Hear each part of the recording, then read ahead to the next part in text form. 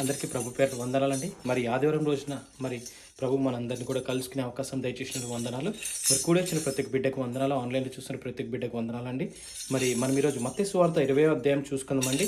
మరి ముందుగా మరి చిన్న ప్రార్థన చేసుకొని మరి పాట పాడుకొని వాక్యధ్యానం చేసుకుందాం. మరి దేవుడు వాక్యం ద్వారా మనతో ఏం మాట్లాడదలుచుకున్నాడో మన మనసుని సిద్ధపరచుకొని దేవుని వైపే మరి మన మనసుని స్థిరపరచుకుని ముందుకెళ్దామండి. చిన్న ప్రార్థన. పరలోకమందు మా తండ్రి, ఘనమైన మన లెక్కలేని వందనాలు, స్తుతులు, స్తోత్రాలైన ప్రభు, ఈ ఆదివారం రోజున నాయన ఈ విధంగా ప్రార్థన చేసుకునే అవకాశం దయచేసి మీకే వందనాలు తండ్రి. నాయన లాస్ట్ వీక్ అంతట్లో కంటికి రెప్పలా కాచుకోవడం మీకే వందనాలు తండ్రి. మిమ్మల్ని తెలిస్తే తప్పుడే క్షమించండి నాయన తండ్రి. క్షమించినందుకు మీకు వందనాలు తండ్రి ప్రభు. మరి ఈరోజు నేను ఆది నుంచి అంతవరకు నాయన తండ్రి మీరే మాకు తోడుండి సహాయం తెచ్చాను తండ్రి ప్రభు. నాతో మీరు మాట్లాడండి నాయన తండ్రి ప్రభు. మీ మాటని నా ద్వారా నాయన తండ్రి ప్రభు చెప్తున్నందుకు నేను మీకు వందనాలు తండ్రి ప్రభు. నేను మీ కృపను గ్రహించండి నాయన తండ్రి ప్రభు. తండ్రి చెప్తుండగా నాయన నాతో మీరు మాట్లాడి నాయన మీకు మహిమకరంగా మరి నైనా ఆరాధన, ఈ చిన్ని వాక్యధ్యానం నాయన తండ్రి ప్రభు నాయన మీ కాపుదలు దయచేయమని కోరుకుంటే చిన్ని ప్రార్థన నజరేయుడైన యేసునామమున అడివేడుకుంటున్నాం తండ్రి, ఆమేన్. సో చిన్ని పాట పాడుకుని మనం ముందుకెళ్దామండి. మరి పాట కలవరపడినే కొండల వైపు నా కనులెత్తుదునా అనే పాట పాడి మనం ముందుకెళ్దాం. కలవరపడినే కొండల వైపు నా కన్నులెత్తుదునా, కలవరపడినే కొండల వైపు నా కన్నులెత్తుదునా, కొండల వైపు నా కనులెత్తి కొదువతో నేను కుమిలెదనా, కొదువతో నేను కుమిలెదనా, కొండల వైపు నా కనులెత్తి కొదువతో నేను కుమిలెదనా, కొదువతో నేను కుమిలెదనా, నీవు నాకుండగా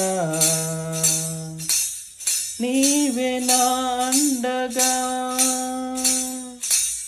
నీవు నాకుండగా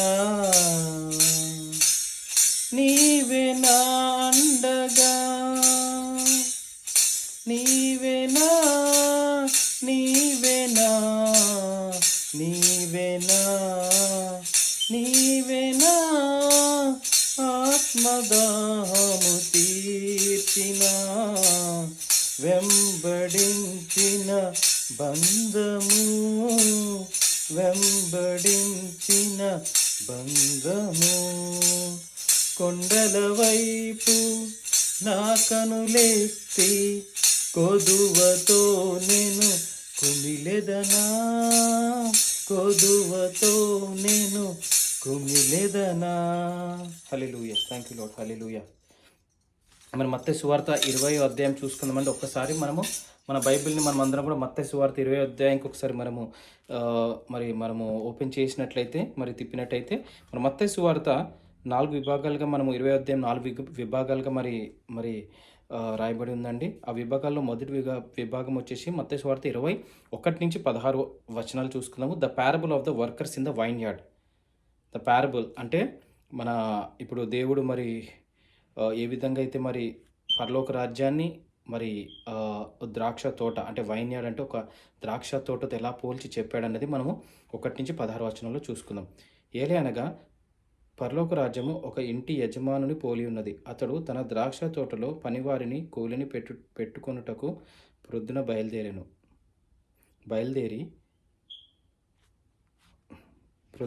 బయలుదేరి దినమునకు ఒక దేనారము చొప్పున పనివారితో ఒడబడి తన ద్రాక్ష తోటలోనికి వారిని పంపెను. తర్వాత అతడు దాదాపు 9 గంటలకు వెళ్ళి సంత వీధిలో ఊరక నిలిచి ఉన్న మరికొందరిని చూచి, మీరును నా ద్రాక్ష తోటలోనికి వెళ్ళుడి, ఏమి న్యాయమో అది మీకిత్తునని వారితో చెప్పగా వారును వెళ్ళిరి. దాదాపు 12 గంటలకును 3 గంటలకును అతడు మరలా వెళ్ళి అలాగే చేసెను. తిరిగి దాదాపు 5 గంటలకు వెళ్ళి మరికొందరు నిలిచి ఉండగా చూచి, ఇక్కడ దినమంతయు మీరెందుకు ఊరకనే నిలిచి ఉన్నారని వారిని అడుగగా, వారు ఎవడును మమ్మను కూలికి పెట్టుకొనలేదనిరి. అందుకతడు, మీరును నా ద్రాక్ష తోటలోనికి వెళ్ళుడనెను. సాయంకాలం అయినప్పుడు ఆ ద్రాక్ష తోట యజమానుడు తన గృహ నిర్వాహకుని చూచి పనివారిని పిలిచి, చివర వచ్చిన వారు మొదలుకొని మొదట వచ్చిన వారి వరకు వారికి కూలి ఇమ్మని చెప్పెను. దాదాపు 5 గంటలకు కూలికి కుదిరిన వారు వచ్చి ఒక్కొక్క దేనారము చొప్పున తీసుకొనిరి. మొదటి వారు వచ్చి తమకు ఎక్కువ దొరుకుననుకొనిరి. గాని వారికిని ఒక్కొక్క దీనారం చొప్పుననే దొరికెను. వారది తీసుకొని చివర వచ్చిన వీరు 1 గంట మాత్రమే పనిచేసినను పగలంతయు కష్టపడి ఎండబాధ సహించిన మాతో వారిని సమానముగా చేసితివే అని ఇంటి యజమానుని మీద సనుగుకొనిరి. అందుకతడు వారిలో ఒకరిని చూచి, స్నేహితుడా, నేను నీకు అన్యాయము చేయలేదే. నీవు నా యొద్ద ఒక దేనారమునకు ఒడబడలేదా? నీ సొమ్ము నీవు తీసుకొని పొమ్ము. నీకిచ్చినట్లే కడపట వచ్చిన వీరికిచ్చుటకును నాకిష్టమైనది. నాకిష్టం వచ్చినట్టు నా సొంత సొమ్ముతో చేయుట న్యాయము కాదా? నేను మంచివాడనైనందున నీవు కడుపుమంటగా ఉన్నదా అని చెప్పెను. ఈ ప్రకారమే కడపటి వారు మొదటి వారు అగుతురు, మొదటి వారు కడపటి వారు అగుతురు. ఆమేన్. సో ఇక్కడ మరి ప్రభు మరి పరలోక రాజ్యము ఒక ఇంటి యజమానుని పోలి ఉన్నది. అంటే ఇంటి యజమానుని పోలి ఉన్నదని చెప్పి అతడు తన ద్రాక్ష తోటలో పనివారిని కూలి పెడుతున్నాడు. అంటే ఆ ఇంటి దగ్గర ద్రాక్ష తోట ఉంటుంది. ఆ ద్రాక్ష తోటలో పనివారిని పెడుతున్నప్పుడు మరి మొదట వచ్చిన వారికి 1 దేనారం ఇచ్చాడు. మరి 2 గంటలకు వచ్చిన వాళ్ళకి 1 దేనారం, 3 గంటలకి, 4 గంటలకి, 5 గంటలకి పని చేయడానికి వచ్చిన వాళ్ళందరికీ 1 దేనారం ఇచ్చాడు. అయితే ఇక్కడ ముందు వచ్చిన వాళ్ళు ఎక్కువ వస్తుందేమో అని ఎక్స్పెక్ట్ చేశారు. కానీ అది ఎట్లా ఆ యజమానిని, సార్ మరి నేను ముందు వచ్చాను కదా, నాకు ఎక్కువ వస్తుందని అని నేను అనుకున్నాను. మరి 5 గంటలకు వచ్చిన వాళ్ళకి మీరు 1 దేనారం ఇచ్చారు. నేను 9 గంటలకు వచ్చి పని చేస్తున్నా, ఇంత ఎండలో అయినా నాకు 1 దేనారం ఇచ్చారంటే మరి యజమానుడు అదే ద్రాక్ష తోట యజమానుడు ఏమని చెప్తున్నాడంటే, ఇది నా డబ్బు, నా ఇష్టము, నేను ఎలా ఇవ్వాలంటే అలా ఇస్తాను. నేను నీతో ఎలా ఒప్పందం చేసుకున్నా అంటే నీకు 1 దేనారం ఇస్తాను ఒప్పందం చేసుకున్నాను కదా అంటే, అవునంటే మరి 1 దేనారం తీసుకుని వెళ్ళు. సో నేను ఎలా ఇష్టమైతే అలా ఇస్తాను అని మరి ఇక్కడ యజమానుడు మరి సమాధానం చెప్పగానే, మరి మనం ఇది దేవుడితో ఎలా పోల్చుకోగలుగుతాం? దేవుడు పరలోక రాజ్యం ఎలా అంటే దేవుడి చిత్తం అది.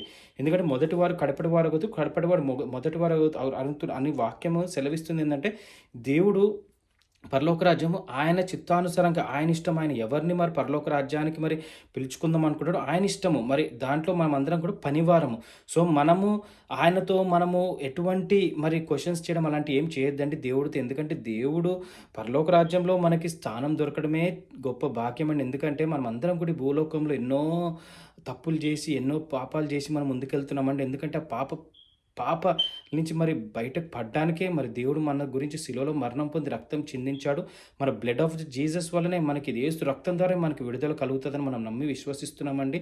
సో ఈ ప్రయాణంలో మనం ముందుకెళ్తుండగా మరి ప్రభు ఏ విధంగా మనకి సెలవిస్తాడో మరి ఆ విధంగానే మనల్ని మనము తగ్గించుకుని ముందుకెళ్తే మరి దేవుడు తప్పకుండా మనకి బ్లెస్సింగ్ ఇస్తాడని మనం విశ్వసించి ముందుకెళ్ళాలని మరి వాక్యం సెలవిస్తుంది.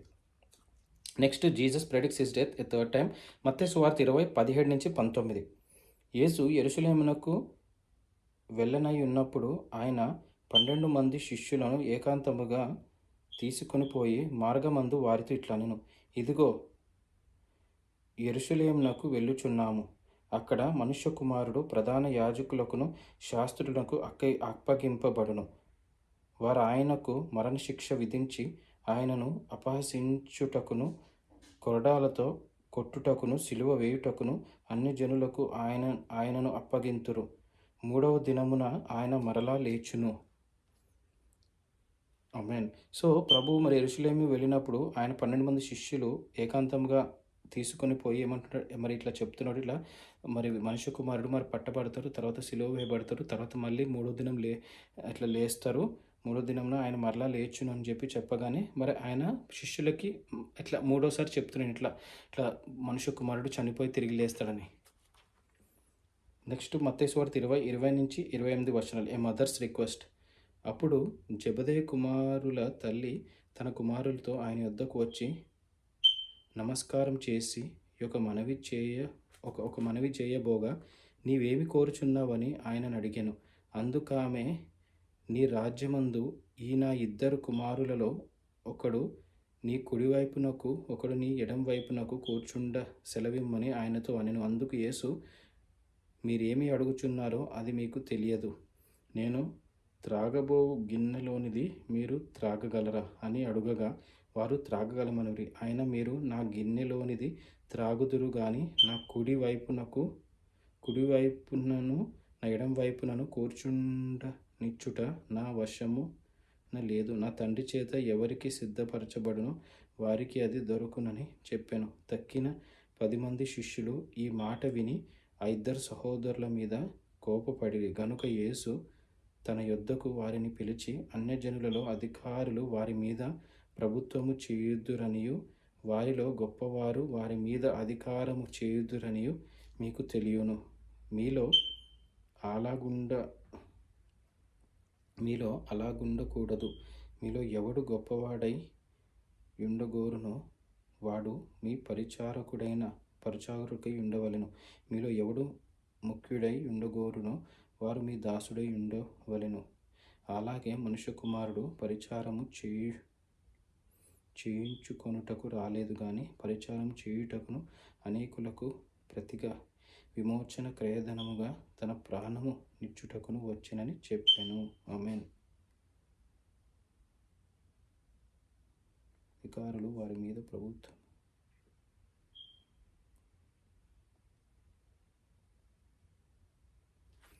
ఆమేన్. సో 20 నుంచి 28 వచనాలు చూసుకుంటే మదర్స్ అంటే ఇక్కడ ఒక మదరు అంటే జెబెదయి కుమారుల తల్లి యేసునొద్దకు వచ్చి ప్రభు నమస్కరించి, ప్రభు మరి నాకు విన్నపం ఉంది, మరి ఒక మనవి చేసుకోగలను అంటే ఏంటంటే, నీ కుడివైపున ఎడం వైపున మరి నా కుమారులు నేను కోరుచున్నానంటే నాకు నీవేమి కోరుచున్నావని ఆయనను అడిగాను.